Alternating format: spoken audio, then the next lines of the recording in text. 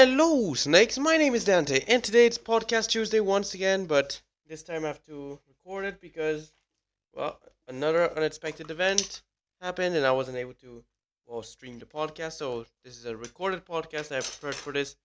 Well, hopefully it's still spoiler season by the time I release this, but, well, this is basically a more ixalan spoilers. So, we got another combo. We got combo and non-bo, this, like we always have. And well, the 10 random spoilers I picked out that were just kind of cool, and we're just gonna go over them. Let's start with the combo first of all. Combo, we got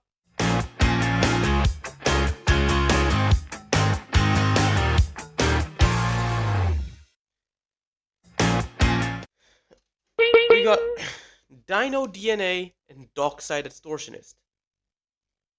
That works if your opponents have at least 6 artifacts and or enchantments.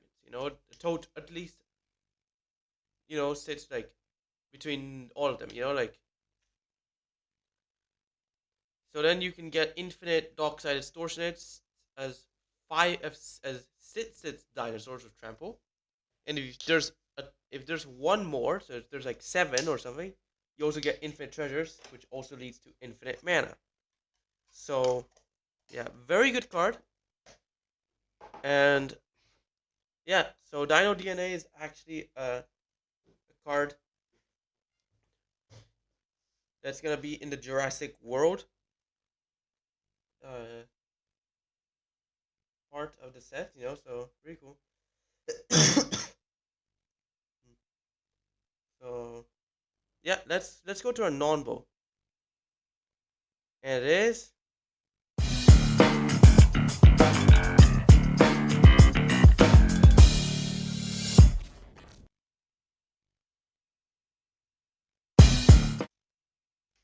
all right. Necropotence and Platinum Imperion.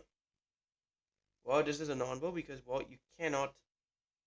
Um, it, First of all, you literally cannot uh draw a card on your draw step, and then uh you cannot pay the life to add on the top, because if you can't change your life total, lose you cannot lose the life. So I mean, if you can't lose life, you cannot. If your life total can't change, you can't lose life, and if you can't lose life, then you can't pay life. So yeah, really cool. So yeah, that's basically our non-bow. This is just gonna lock you down. So let's go to our number 10. And it is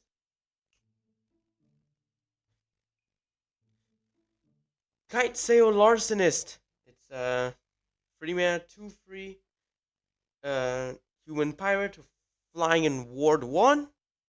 And when it ETBs for each player, choose up to one other target artifact or creature that player controls. For as long as Kite Sail Larcenist remains on the battlefield, the chosen permanents become treasures, and uh and that's it.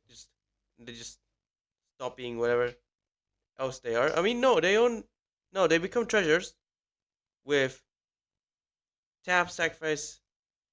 Well, yeah, I think they just become like treasures because they also lose other abilities. So I think I may be wrong, but this stops it from being a creature, and obviously will lose its power tons, but still, it can just turn your opponent's stuff into treasures, all of them.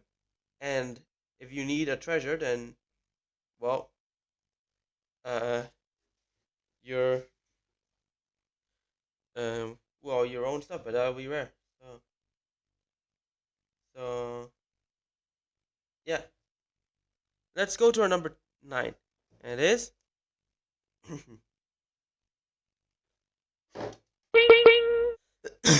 braided net. Now there's a new mechanic, which is craft. Now what craft allows you to do is, well, basically craft its transformation. Uh, and yeah, just if we go like uh,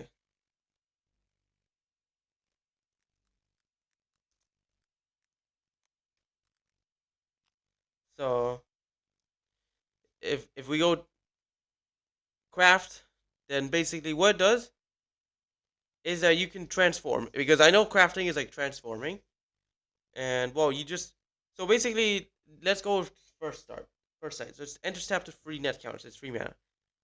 Tap remove a net counter from the braided net to tap something down, and it activate abilities can't be activated for as long as it remains tapped, but just non-land permanent. So not for lands, but you can still tap down creatures and other stuff. For 2 mana, you can just craft with a single artifact to get braided quipu, something like that. So you use the braided net and just another artifact. You exile it from your graveyard, or but yeah, basically you exile the permanent with craft, pay the mana cost, and like exile the specified material from uh. So if we go like um, but yeah, you can you can exile from the graveyard. So from battlefield or graveyard, kind of like with like kind of like it combines, but then like when you exile this, it comes back to battlefield and is a very quick pool. Allows you to 4 mana tap, draw card for each artifact you control, and then send it back to the library first from top. So basically, it can keep on reusing itself, draw you some cards, and yeah. Honestly, not really gonna be that good, except for like the front side. But I mean, I don't know. Maybe Commander, this could be good, but this is interesting. Just to remind you guys from what the craft mechanic does, in case if you haven't watched last week's podcast. But yeah, let's go to our number 8. And it is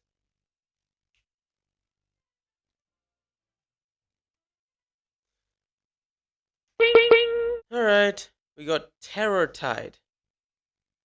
It is a 4 mana sorcery with Fathomless Descent. All creatures get minus X until a turn where X is the number of permanent cards in your graveyard. So Descend this uh is basically like depending on the number of permanents in your graveyard. And also there's a new kind of like Revolt or something, or well, or Morbid or something. If you descended this turn, which is to have a permanent hit the graveyard from anywhere, then something happens. And this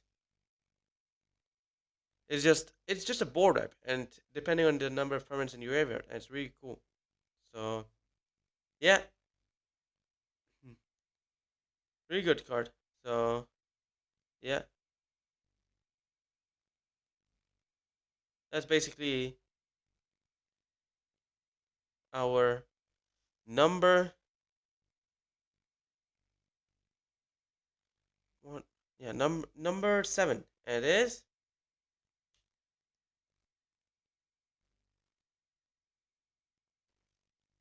all right. Cosmium Confluence, a 5 mana sorcery. Basically, one of those, kind of like those commands that you can get in in commander decks. Well, I mean, this is like kind of like one of those. Choose free. You may choose the same mode more than once. Search your library for a cave, which is a new land type.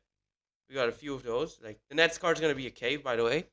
Put some encounters on a cave you control, and it becomes a 0/0 elemental with haste to a land, and or destroy target enchant. So you can do all three. You can do one of them twice and another one once, or you can do one free of them, like one of them 3 times. Really cool. So yeah, it's just it's just really cool. So yeah, that's basically our number 7. Now it's time for the number sits. And it is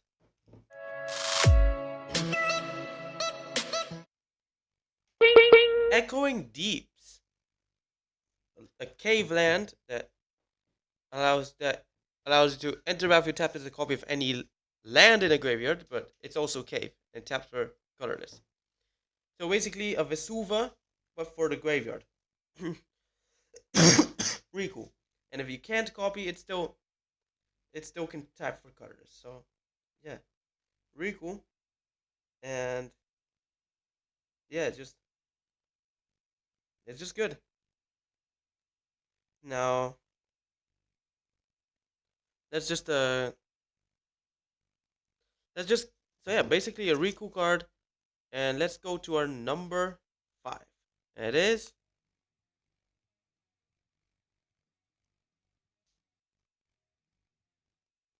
you know what? I don't usually put common cards in my spoilers unless there's like not much of them, but this is an exception because honestly this land is just really cool. Well, it's in Spanish, but I'll translate it for you guys in case if you don't know Spanish. Well, it's a cave land that enters tapped. And when it ETBs, uh exile up to 3 cards from graveyards. Any card, any graveyard, any even like less than 3 if necessary. Taps for cards, or also taps for mana of any color of the cards exiled. So it's just another dual. I mean, it enters tapped, unfortunately, but well, it's still good. Exiles cards from graveyard, and it's just a good mana source as well. So yeah, it's honestly just really cool. So that's our uh our number 5. Really cool card. Really good land. I'm surprised it's just a common only, but well. But yeah, that was like adds out anything. So yeah. Let's just go to our number 4. And it is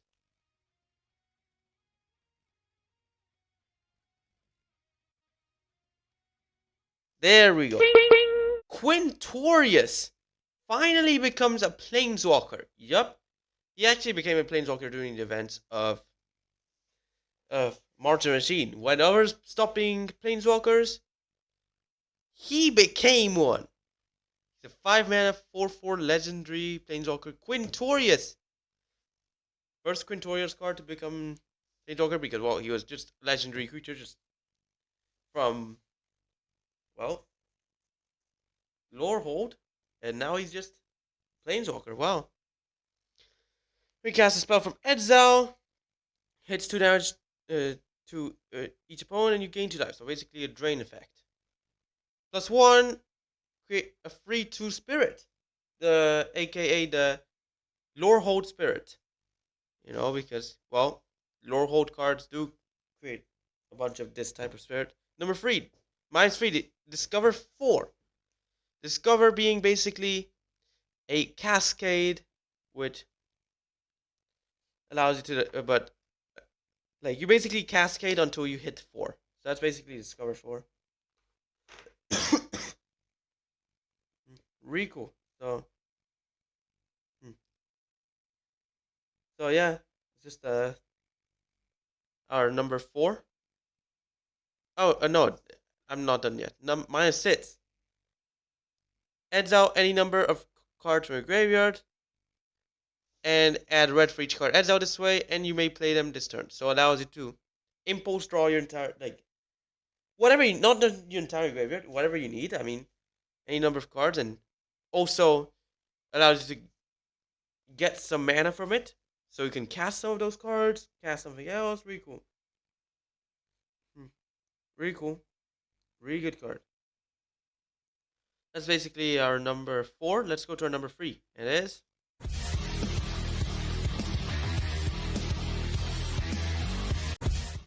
guess who's back? Back again. We got Gishaf, Sun's Avatar. 8 mana, 7/6, legendary dinosaur avatar. Visions, trample, and haste. When it hits the player. Reveal that many cards on top of your library, and you can basically place all the dinosaurs from them onto battlefield, rested bomb in a random order. Really cool. So yeah, it's just really cool. Really good card, and I just like it. So yeah, that's our number 3. Gishaf reprinted from original ixalan, and it's the same Gishaf. It's not a new one. I'm actually surprised. Hmm. Let's just let's go to our number 2. And it is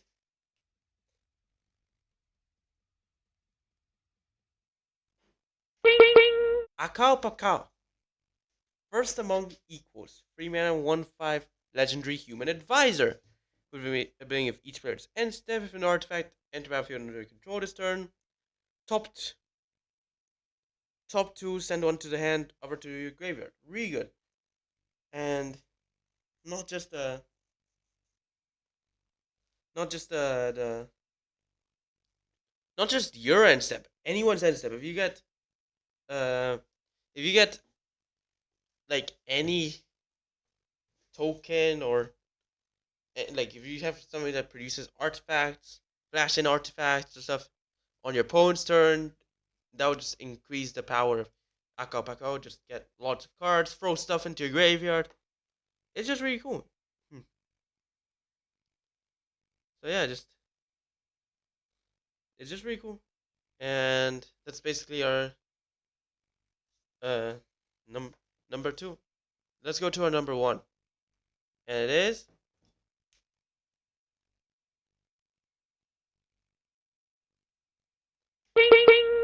Intrepid Paleontologist. 2 mana 2/2 human druid that allows you to tap, add 1 mana of any color, or 2 mana exile target card from a graveyard.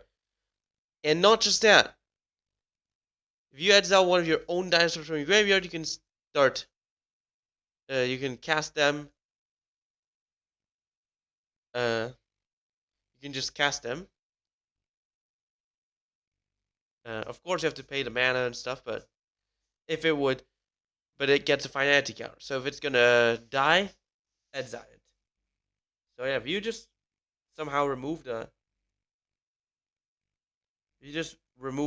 counter, then it's gonna hit the. It's just really good. It's just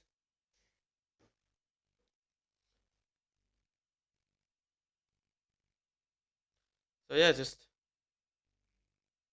it's just really cool. Just allows you to it kind of like another what's it called, scavenger ooze, but allows you to add mana. Doesn't require green, so any color of mana, but you need 2 mana for it. That's the only issue. And if you have dinosaurs, you can bring them back basically with the paleontologist. And really cool. It's just really good. And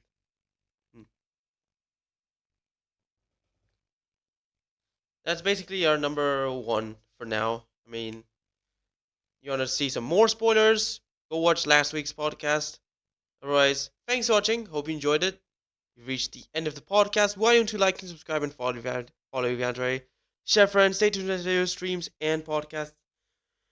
Podcasts will be live every Tuesday at 4:30 GMT. Stay tuned to them. Watch my other videos too. They will be live, don't worry. And yeah, thanks for watching. Hope you enjoyed it. And bye.